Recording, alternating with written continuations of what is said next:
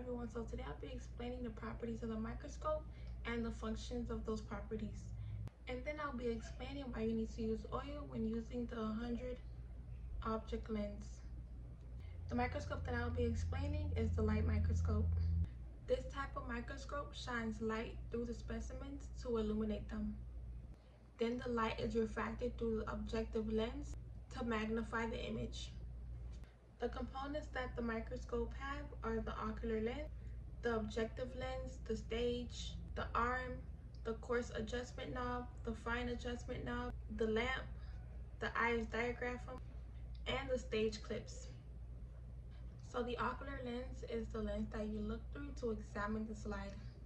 It generally has 10 times 10 power of magnification, meaning that it would magnify what you're examining 10 times. A microscope may have one ocular lens, which would be a monocular microscope, or it can have two ocular lenses, which would be a binocular microscope. Many ocular lenses have a pointer that can be rotated with the black eyepiece. The objective lens are lenses with various powers of magnification.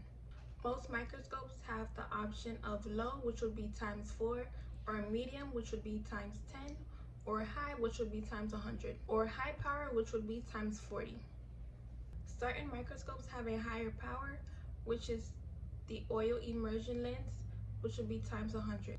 This lens also requires you to put a drop of oil between the slide and the objective lens. Without this drop of oil, you basically won't be able to see anything.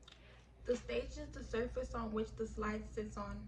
It usually has stage clips to hold the slide in place. On the microscope, you can move the slide by moving the coarse adjustment knob or the fine adjustment knob. The arm supports the body of the microscope and typically has the adjustment knob.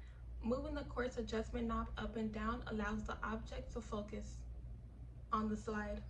Then we have the lamp, which is also known as the illuminator, which is the light source. It rests on the base of the microscope. So I can show you an image of how the microscope that I was referring to looks. So right here we have the ocular lens.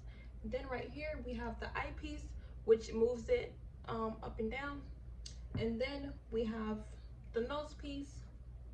We then have the objective lenses, which we can move for different magnification. Then we have the stage.